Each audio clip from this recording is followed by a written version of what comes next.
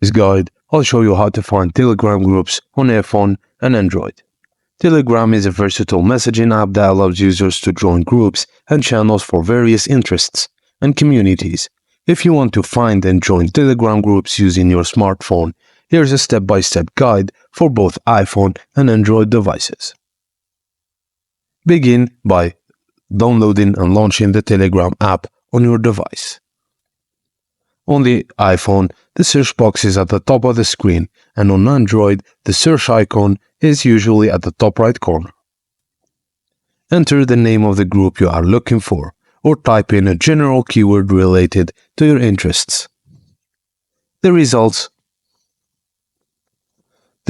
will be divided into sections. The top section displays groups you haven't joined, and the lower section shows activity in groups you are already a member of. Tap on the group name that matches your search criteria, and then tap on the group name to open the group details page.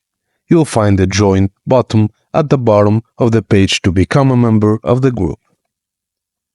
And that's it, guys. Thank you for watching, and please don't forget to like and subscribe for more.